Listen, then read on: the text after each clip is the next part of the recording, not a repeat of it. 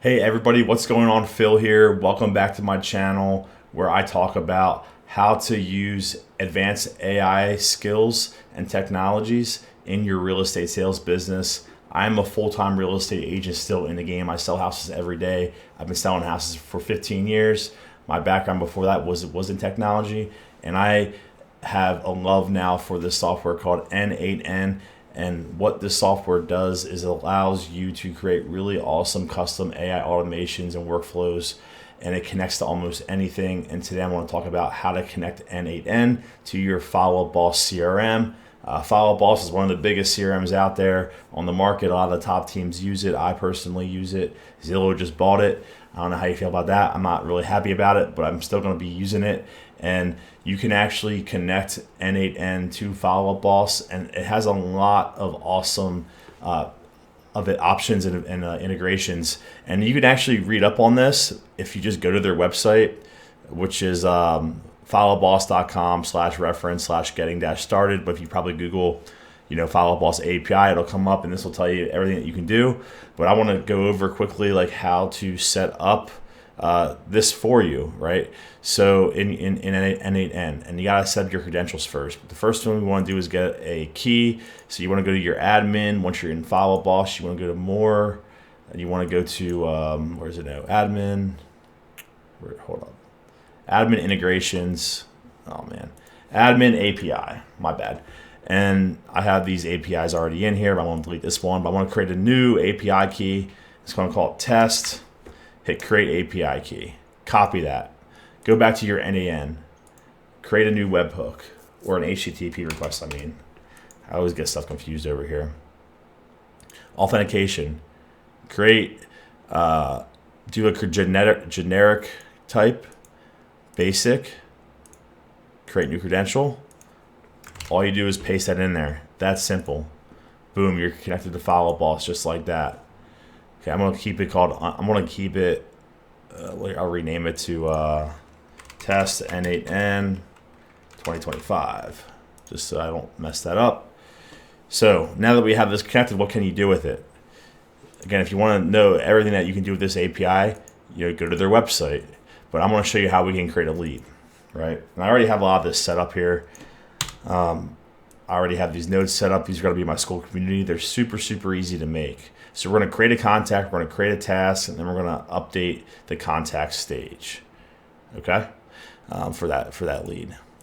So the first thing you want to do is, drag a HTTP request on your canvas here. So name it create contact. The method is post. Here's the URL. You have to use this URL. You have your authentication connected. You want to put this in here. You want to do send body content type JSON, send using JSON. Let's open this up now. So the source is the source of the lead.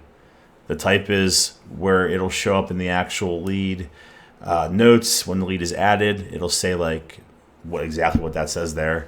We have first name, last name, email, phone number, and then we have addresses. You don't have to have the address in there, but I want to show you guys how to do it. And the type is the address type. So it'll be like 123 North Main Street. This is the home address, York, PA 17402.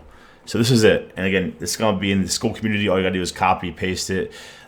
What you would actually do is throw in variables, right? You would throw in the variables that are going to be actually feeding this JSON from your prior node. Because the way I have it set up is that I have an online form. I can just enter the first name, last name, phone number, email address. Boom, it's in there, and then it feeds this JSON.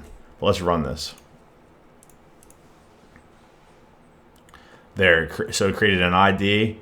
It tells you when it was created, when it was updated, the last activity, the name, the first name, last name, stage, source ID. What else? Assigned to Phil. That most likely did that because I'm the admin. If you want to, there's a way to actually assign leads to different ages on your team. I'm going to go over that at another time. But if you're kind of curious about that, it's definitely in the documentation. So let's go to Follow Up Boss and look at it real quick. There she is, Mary Smith, phone, email, address. It's the home address. The source is Nexus 6. Contact added through Nexus. Boom. So what I do now is I want to make sure when I'm adding these leads, I want to get a task to remind myself to check the leads in case I need to do something more when I'm in my follow-up boss. So that's going to be our next step, create tasks. I want to run my create contact node into another HTTP request called create task. Here's the URL. It'll be in your school community template, so that'll be there. The credentials are already in there. Now you're just pulling the ID from the create contact. This is how Follow Up Boss recognizes my user Phil Cardo. So I'm number 5, right? And that's down here on the left, number 5 assigned user ID. The name is check lead. And the due date, this is a generic JSON code for just like stamping the current day of the week, which is November 7th. So let's run this real quick. There should be a task here. There it is, November 7th assigned to Phil Cardo. I'm the agent on it. I'm also, you could assign this task to somebody else. Now I want to update the stage of the lead because this lead's hot. I already created the HTTP request, but you would also create a new one. I called it update stage. This is a put method, right? Now this time we got to actually pull from the create contact node, the original one, the JSON ID. I mean, I guess you could pull from, you don't want to pull from the task because this is different data. You have to pull from the original create contact node. So there's the JSON ID of the lead, and this is probably 41927. It's the end.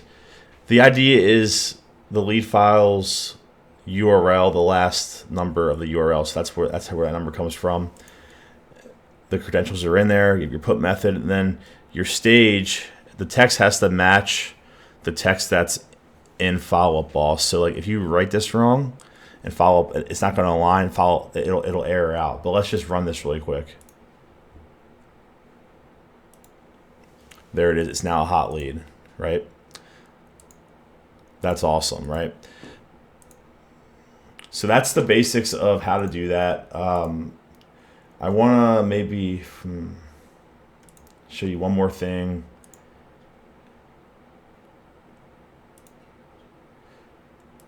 I had trouble getting my stage names. There's also a find node. I'm just going to copy and paste this over my other workflow. So you can actually find a contact. So if there's already a contact in Follow Up Boss and you want to find it, you can find it by email address. So again, the same thing, HTTP request, put your credentials in. It's a get, find. You want to do this. This is the URL. And then here is the query parameter, buyer email, right? So I'm going to just run this over to here. I'm going to connect the email. So again, you would, if you already had the email address, you would just put it in here, or you would input it into a form that would then feed it into this. But let's just run this really quick. So here's the stage. It's hot. I would basically copy that, and then here, let me go back to show you this again here. So I have other stages, this one. It's kind of complicated. Let me run it again. So I would literally copy this. I would create an update node if you're trying to figure out the stage thing. I would copy the JSON stage data, so it's exactly how Follow Up Boss reads it, and I would go back over here and I would literally paste it into here exactly how they have it.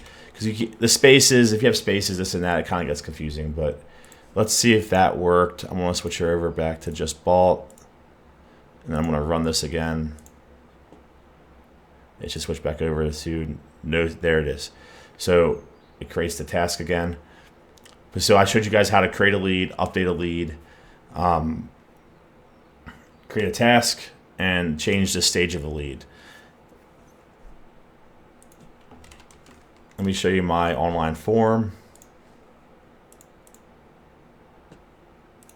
So my system is connected to this online form. Create follow-up us contact. First name, last name, phone, email address, street, notes. I didn't go over that, but you can add notes. When I hit create contact, it forwards over to a webhook that then captures the data, which then feeds it into this type of node. So, well, anyways, guys, I hope you really like this video. This has been a huge just game changer for my workflows, and figure out how to do this, play with it, go to the Follow Up Boss API documentation, see what they're saying about it, and make it your own. If you guys have any questions, let me know. Drop a comment, like, share. I'm trying to get the word out that I'm doing this here, and also join my school community. Support me in any way you can. Thanks a lot. You have a great day. I'll be here. Bye.